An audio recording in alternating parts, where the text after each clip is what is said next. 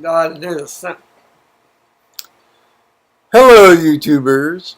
Joe and Paul here of Joe and Paul. Now, just before we started, I was doing my usual, massive cracking of the neck here for the various cervical arthritides that I have. And Paul was saying he could even hear it, which I'm not going to try to demonstrate for you today, obviously. Although I imagine sometimes you might hear it from time to time, as time goes on. Now, this is July 7th at 5:40 Eastern Time in the afternoon. Paul just got home. Well, about 12, 15 minutes ago. I said, well, let's just tell the story of the day right now because, the first telling, when Paul tells the first telling, is always the best telling. And this may not be nearly as dramatic as deaths and mayhem as in a couple of previous stories, but... and the ODs. Yes, and the overdoses. Oh, and the overdoses. So... Paul got home safely. That's always good. This is on a Sunday. That's always good. Well, anytime, Sunday or not. Sunday's always the longest day. Oh, really? Oh, I didn't realize that. Well, I realize it now, but I didn't realize that was the longest. And you never get out of there till 5 on a Sunday. Oh, okay. We have this large insect flying around our heads right now.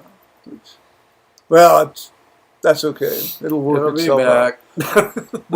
We'll dispatch that boy sometime. It was a wren last night. Yeah, I was so sad. We had a wren. We keep our back door open because, we keep our back door open. That's a holdover from the dogs. Well, I don't have a screen in the back door, so I have the back door open. And this wren is an adult wren. It wasn't one of the little baby wrens, because I think, this is like little baby wren time when they come out of the nest. And but this was an adult wren, and I didn't get a fast enough look at it, or close enough look at it to see if it was a male or female, but came shooting in there, went zooming down to past the refrigerator to the garage door, and of course, I'm talking to it, which may or may not, probably doesn't help. Saying like, "Oh, sweet wren, little wren," and then it comes flying back, and then you can see. Move your head over there, Paul. So I see that door open there. Move your head back now. Move your head back. See, he flies into that door and kind of brains himself, sort of stuns himself, sort of flops down, and I'm like, oh, he's killed himself.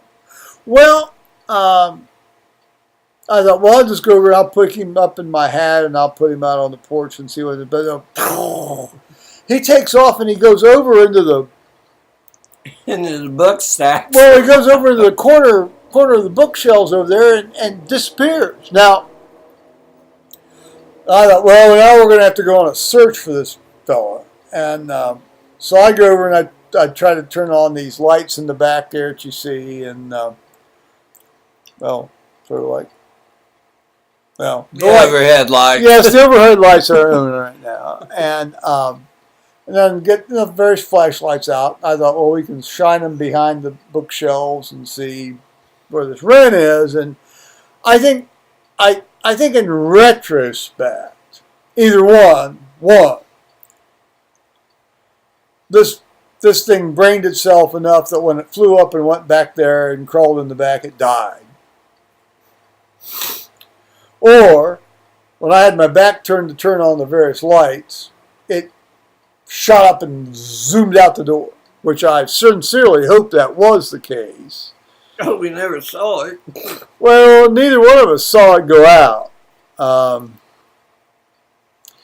If it had been struggling in back of the shelves, I think we would have heard it. And Yeah, you would have heard the wings scraping on the walls yeah, because of how close the shells are. oh yeah, and I think we would have seen it with the lights. I mean, we had the lights on. Paul, sort of stuck some yardsticks back, and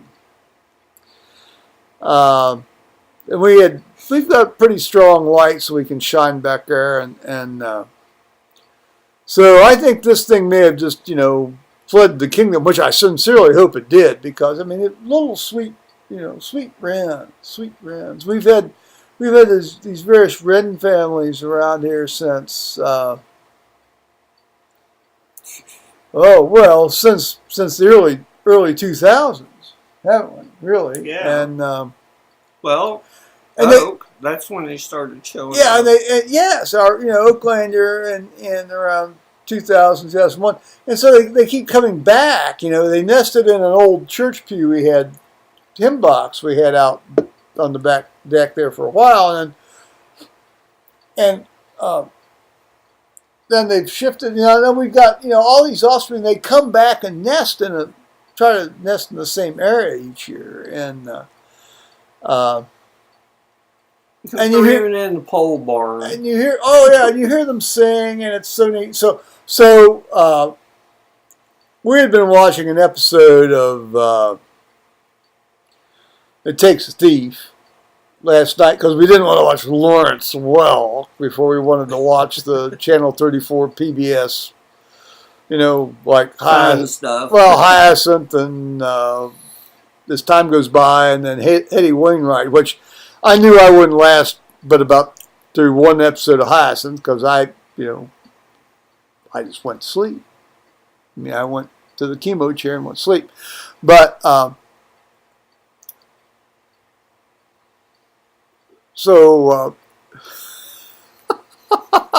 didn't make the Eddie Wainwright either. No, I made the first. You made the first As Time Goes By because I was hearing it. Yeah. So he lasted about an hour and a half longer than I did. So that's good. And so anyway, these wrens, but you could hear them then singing. Now, I mean, we'd heard an adult wren singing out there earlier before this fly-in happened. And then after about 40 minutes or so, we heard actually an adult or maybe two adult wrens singing outside. So I sure hope, we don't have this dead. I don't think it's going to stink much even if it's dying back there because this thing brained itself. I mean, Shook its head a couple of times. Well, this thing brained itself. It did stand up. Yeah, but it's, gosh. Well, if it's dead, it's dead. If it isn't, it isn't. What can you do? Well, did all we could do. Looked for it, tried to save it. Before it shot out the door. Well, if you saw it, I mean, that's good. I mean, I didn't see it. I mean, that's, I had my back turned for about, maybe a third of a second. But that's all they need. I mean, they're fast little souls. And they're clean as a whistle. Well, unless they take a crap in your window and they're scared to death that you're going to mash them, like that happened two or 3 years ago when one got in here and crawled up in the front window. That thing was crapping its brains out there on the screen because I'd scared it. Well, I didn't mean to scare it, obviously. Oh, we got bugs. Anyway, so now Paul's home from work. Show him your list of crap there, Paul. Oh, gee. He's got a visual aid. Visual aids are very good. Oh. It's a supply order I need for the house. What's wiggling? I need for the housekeepers. Look at all that stuff. That covers all 6 floors. That's a major hotel in the Columbus area, guys, for just resupply. They need it. They're out of it, or almost out. I guess were there any political plays today in the employee political world? Well, Gail always says I never answer her back when she yells for me over the security radio, but I do. Everybody else hears me. Well, that gives her a lot of internal validation. It makes her feel very internally validated, doesn't it? Oh, she does that all the time. Well, I mean that's her way. Isn't it? I mean, I wonder if that was her way at McDonald's. Probably was. Maybe that's why she left McDonald's. She got yelled at. The other manager was always yelling at her, telling her what to do. Oh, so she's internalized that behavior to transfer it she's to... passing it on over to the people at my place. It's sort of a very perverse way of, pass it forward, the whole sort of pass it forward idea. I can't stand people that yell and scream at people. Well, see, now, here's a little problem I have with, and this is going to sound sexist, but it's true. Women use the phrase yell very differently than men use the phrase yell. And certainly use the phrase scream than men use the word scream. I mean, I think any guy out there listening to this. She talks on the very top of her voice at you. Well, but you say, see, it's interesting. You say she talks at you at the top of her voice. But would you characterize that as screaming at you? No, when she's doing this in your face, and yelling. Well, I try to reserve the word yell and scream for, yelling and screaming. You're out in the wilderness and you're being beaten to death, or you've fallen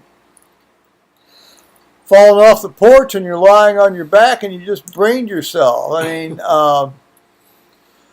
that's yelling, that's screaming. The idea that you're making a point vigorously in a discussion, which by the way, is how my ex-wife always uses the phrase yelling.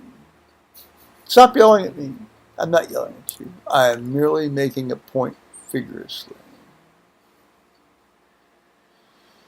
No, yeah, I think, well, come on. Anybody that's ever been in a dangerous situation knows what yelling and screaming is. Or a truly violent situation. Not, oh, my feelings are being hurt. I mean, a violent situation. That's... Well, I had a meeting room set up, and I started on it around 1:30, 11:45. At 4:30, she asked, "When are you going to do the meeting room for tomorrow?" Sorry, did it about 2 hours ago. I said, Graciela needed king sheets. I stopped and run her up to king sheets, came back down and finished off the room. I said, it's ready to go. Yes. Well, I think,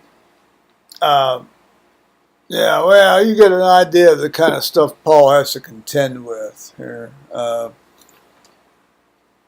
There's a lot of,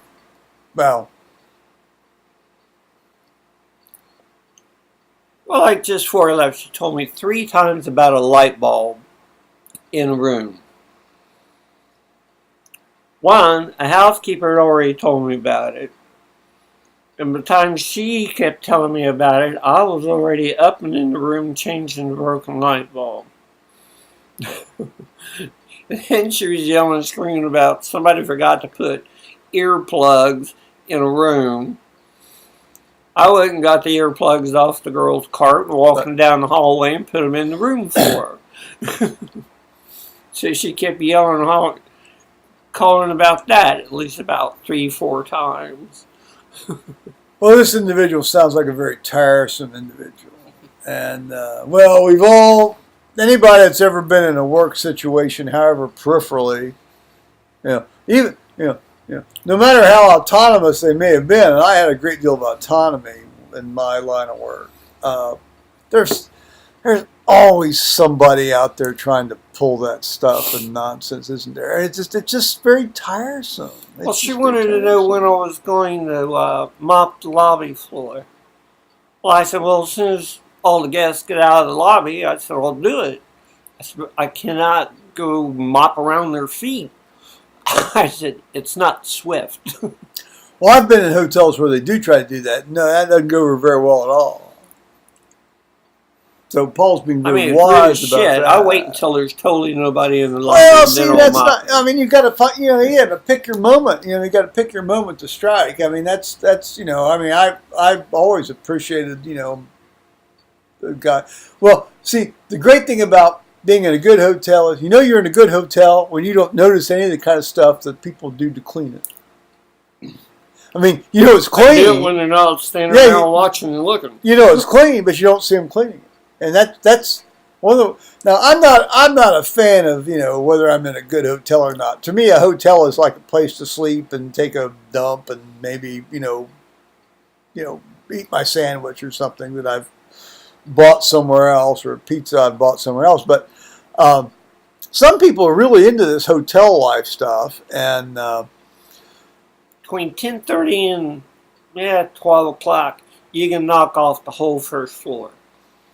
And then start the other floors. Because by that time, everybody is coming down. They're already packing their shit out and talking in the lobby and that, and telling their little families how, well, we're going to all get together for Thanksgiving.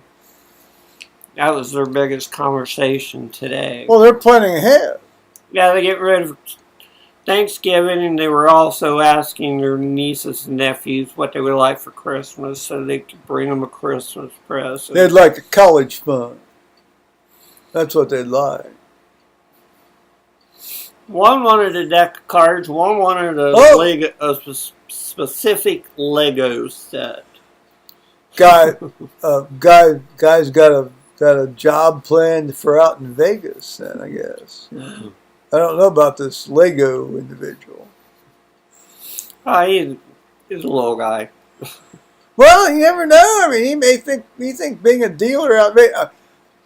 My ex-wife's nephew was a pit dealer out in Vegas for a number of years. I don't know. He may still be.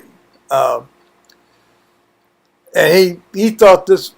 I'll tell you, the man cleaned up. I mean, the man cleaned up. I mean.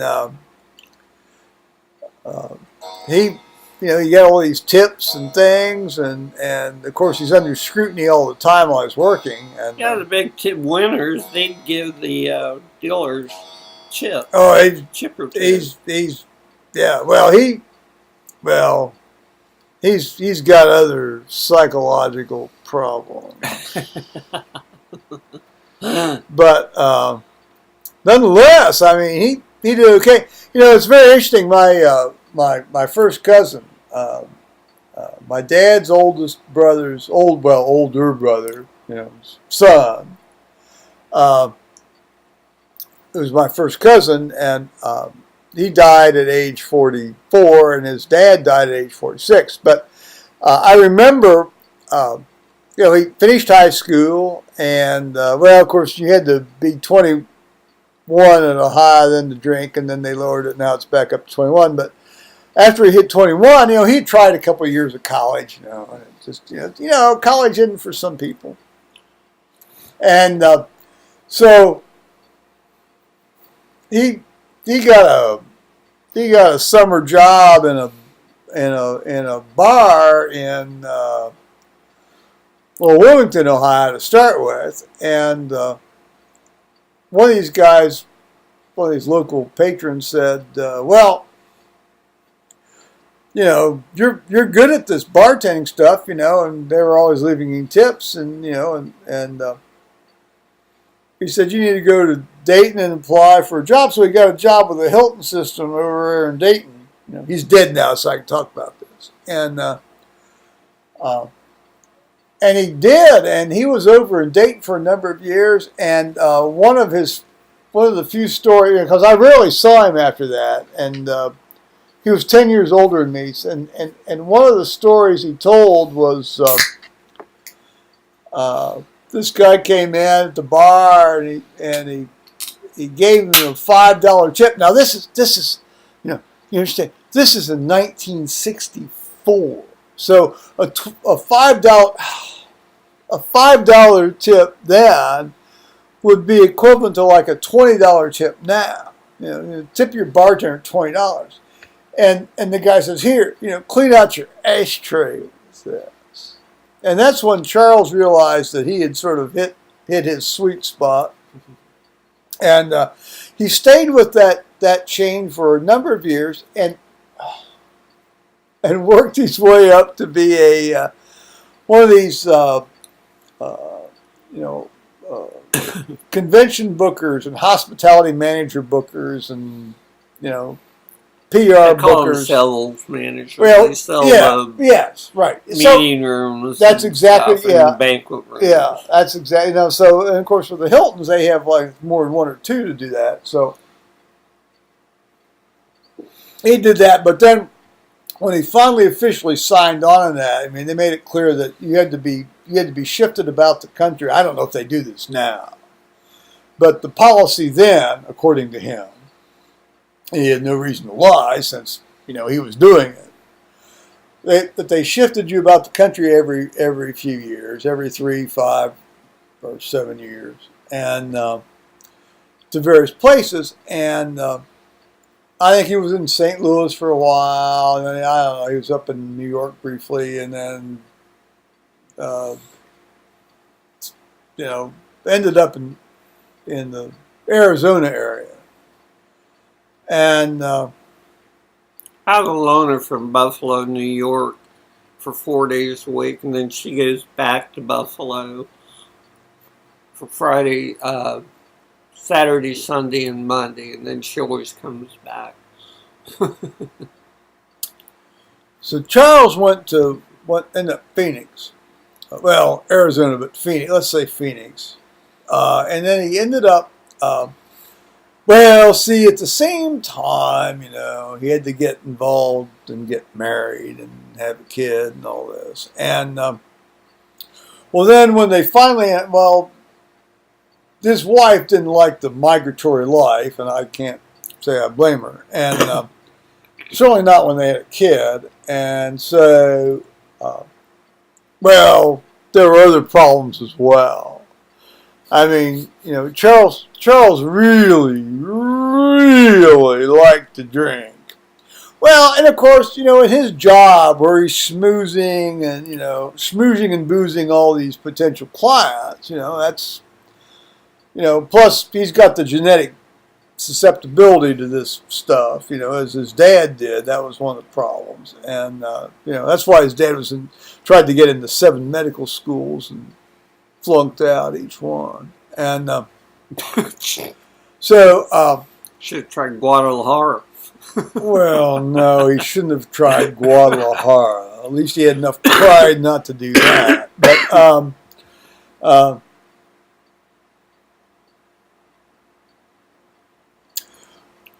now I lost my flow here. So anyway, help me, Paul. Help me. We're back to the nephew, Charles. Well, I know. Well, he was my cousin. He wound up out in California. Yeah, no. He ended up in California. That's later on in the tale of woe and lament. So anyway, so his wife, decided to divorce him. Well, I guess he had been boinking one of his female assistants from time to time. That would be another reason why she decided to boink him or divorce him in case, just happened in Arizona, I guess. And so she divorces him, and then meanwhile he'd worked for the Del Webb people, and then they sent him to Las Vegas. Well, what stays in Vegas, happens in Vegas, stays in Vegas. Well, not necessarily, because what happened in Vegas was that, then he lost that job for whatever. Okay, and then he ended up going out to California. Now, somewhere in California, I don't know what he ended up doing, but he ended up being one of these guys that travel. You probably see these guys all the time. They travel around setting up convention displays in hotels.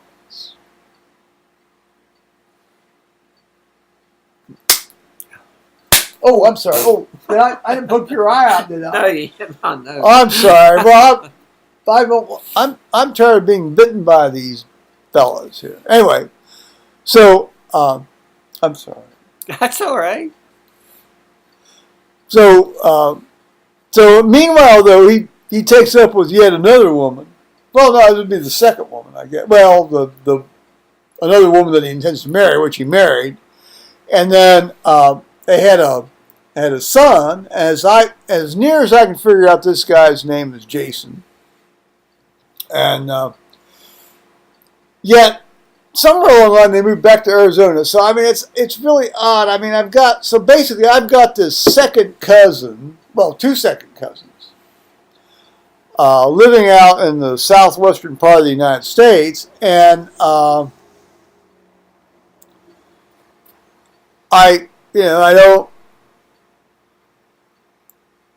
don't know now. When I was doing international handgun metallic silhouette shooting some years back, there was a guy named Jason Kersey out in Arizona who was in the IMSA Association, and I saw his. They every week they published in their newsletter. They published the records of what you shot that week or that month, and How well you did. yeah, and I thought, well, heck, that's got to be, because how many Jason Kerseys can there be in Arizona? And